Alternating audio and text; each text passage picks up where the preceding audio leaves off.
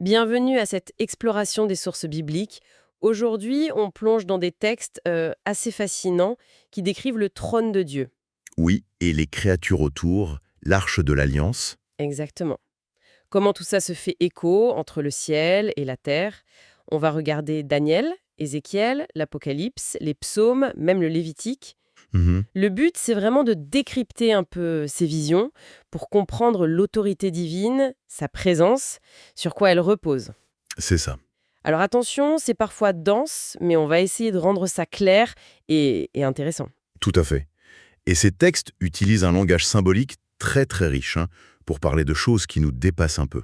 Forcément. On va voir comment, même s'ils viennent de contextes différents, ils tissent une image cohérente, la souveraineté de Dieu, sa justice, son amour. Et la symbolique biblique, quoi. Alors, on commence où? Peut-être avec Daniel? Cette vision du chapitre 7? Oui, bonne idée. Daniel 7, verset 9. Il voit des trônes installés. Et l'ancien des jours qui s'assoit. L'image est forte, non? Vêtements blancs comme neige, cheveux comme laine pure. Un trône de flammes, des roues de feu, ça évoque la pureté, la majesté, bien sûr, mais aussi une puissance dynamique. C'est ce qu'on appelle une représentation anthropomorphique, hein. On utilise des traits humains pour décrire Dieu le Père, selon les sources. D'accord. Et ce qui est très intéressant, les textes insistent là-dessus, c'est que cette description ressemble beaucoup à celle du Fils de l'homme dans l'Apocalypse. Ah oui, mais attention, les sources disent bien de ne pas les confondre, c'est ça? Exactement. Le Père n'est pas le Fils. Mais l'interprétation donnée, c'est qu'ils partagent la même nature divine, les mêmes attributs. Égaux en essence, dans l'éternité. Mais il y a un mais. Oui, mais dans le cadre de notre espace-temps, et surtout avec l'incarnation, le Fils, donc la deuxième personne de la Trinité, qui devient créature, eh bien, il se place volontairement dans une position, disons, fonctionnelle, de soumission au Père. Ok, donc si je suis bien, quand Daniel ou Jean voient ces figures, ce n'est pas Dieu dans son essence infinie qu'ils voient. Ce serait impossible pour nous, créatures limitées. C'est ça l'idée, oui. Impossible d'après les sources. Ce sont plutôt Des manifestations adaptées. des théophanies, des visions symboliques que Dieu leur permet de voir. C'est exactement ça. Avant l'incarnation du Fils, les textes mentionnent que les apparitions divines, les messages au nom de Dieu, c'était souvent via des anges avec une autorité déléguée. D'accord. La vision, c'est toujours une révélation, adaptée à notre capacité. On ne voit que ce que Dieu montre et comme il le montre. L'essence divine reste insaisissable. Compris. Restons au ciel alors. Autour de ce trône, il y a ces créatures. Assez incroyables. L'Apocalypse en parle au chapitre 4. Oui, les 4 êtres vivants. Couverts d'yeux, ressemblant à un lion, un taureau, un homme, un aigle. C'est déjà assez fou comme description. C'est le moins qu'on puisse dire. Mais Ézéchiel aussi en décrit, dans les chapitres 1 et 10. Il les appelle chérubins, kérubim.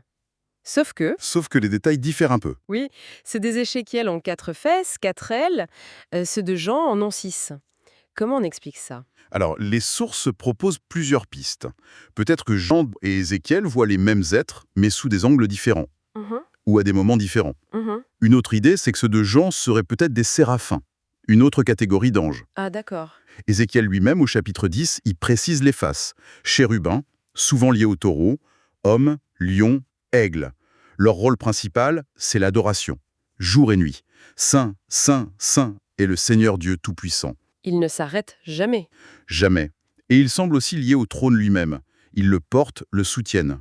Le psaume 18 dit que Dieu était monté sur un chérubin et il volait. Et chez Ézéchiel, le trône est au-dessus d'eux. Fascinant. Il symbolise un peu toute la création, en fait. La force sauvage, la force domestique, l'intelligence, la vision, toute la création qui rend gloire à Dieu. Donc ils sont gardiens, adorateurs et porteurs du trône. Une sorte de garde rapprochée cosmique et mobile. C'est une bonne image, oui. Et ce qui est frappant, c'est de voir comment cette scène céleste a un reflet sur Terre. Ah, on y vient. Le lien avec l'arche de l'Alliance et le propitiatoire, décrit dans l'Exode. Exactement. Le tabernacle, cette tente sacrée dans le désert, les textes le présentent comme un modèle réduit de réalité céleste, Une maquette, en quelque sorte. si on veut. Et au cœur, dans le Saint des Saints, il y avait l'arche, et sur l'arche, ce fameux propitiatoire. le siège de la miséricorde. Et c'est de là que Dieu parlait. C'est ce que disent Exode 25 et Nombre 7, oui. Entre les deux chérubins en or qui étaient dessus. Ce propitiatoire s'était donc vu comme le trône symbolique de Dieu sur terre. D'où l'expression « l'Éternel qui siège entre les chérubins » qu'on trouve ailleurs. Dans Samuel, les psaumes. Tout à fait. Le lien est très clair dans les textes. 1 Samuel 4, Psaume 80, Ésaïe 37. Ils utilisent cette image. Donc, le point le plus sacré sur terre, le cœur du culte, était une représentation directe du trône céleste, le point de contact entre Dieu et l'humanité via Moïse ou le grand prêtre. C'est puissant. Très puissant. Et ce n'est pas fini. Si le propitiatoire est le trône, qu'est-ce qu'il y a juste en dessous, dans l'arche? Les tables de la loi. Les commandements? Exactement. Exode 25 le précise. Les tables de pierre reçues sur le Sinaï. Ah, mais oui. Donc le trône, il repose littéralement sur la loi. Ça suggère que le règne de Dieu, son autorité, c'est pas juste la force brute. C'est fondé sur sa parole, ses commandements. Précisément.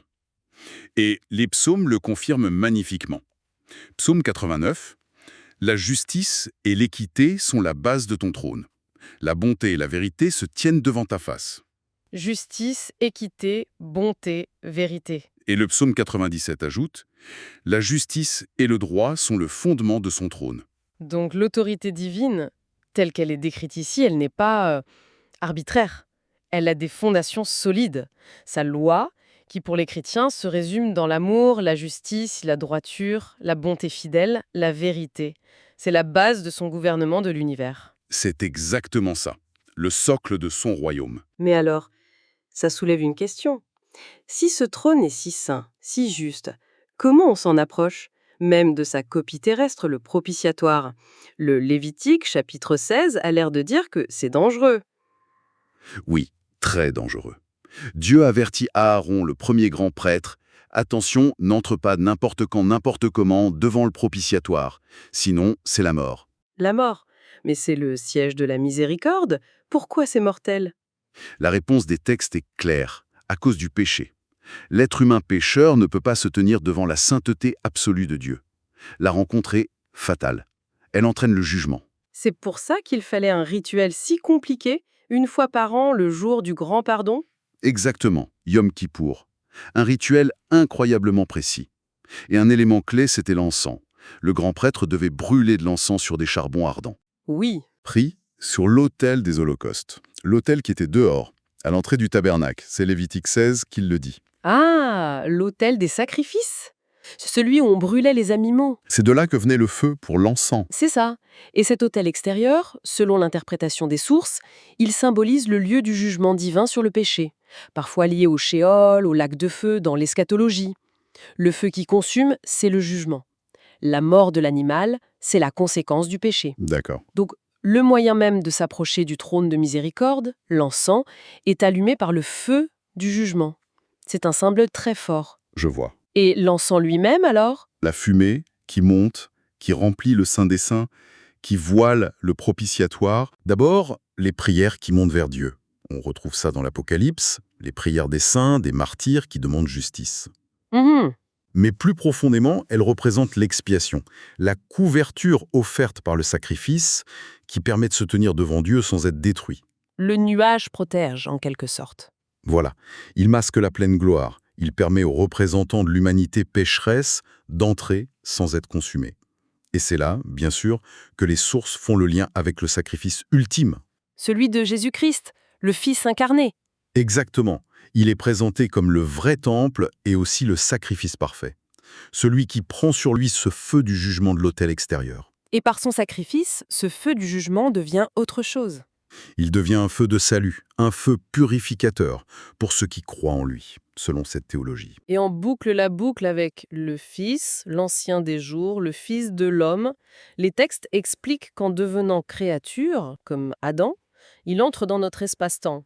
Oui, Et c'est après sa mort et sa résurrection, la traversée de la croix, comme disent les sources, qu'il reçoit officiellement l'autorité suprême, le nom au-dessus de tout nom, et qu'il siège à la droite du Père. c'est l'interprétation théologique qui est donnée, oui. Donc l'accès au trône, maintenant, passe par lui. C'est ça. L'analyse suggère qu'avant la croix, il agissait comme l'Adam parfait, en intercédant. Après, il exerce directement son autorité divine héritée. Il devient le médiateur unique. On s'approche du trône en son nom par l'Esprit Saint. Voilà. Et les textes insistent, même avant la croix, en tant que créateur incarné, il méritait l'adoration de tous, anges, humains, même Satan. Le rejeter, c'est rejeter Dieu et choisir le jugement. Bon, si on essaye de résumer tout ça, c'est une image incroyablement riche. On a le trône céleste, centre de l'autorité, entouré des chérubins, Gardien et adorateur? reflété sur terre par l'arche et le propitiatoire. Et ce trône, il est fondé sur des principes saints. La loi, la justice, l'amour et la vérité. C'est ça. Et le point clé, c'est l'accès. Impossible par nous-mêmes à cause du péché. Le jugement est la conséquence logique.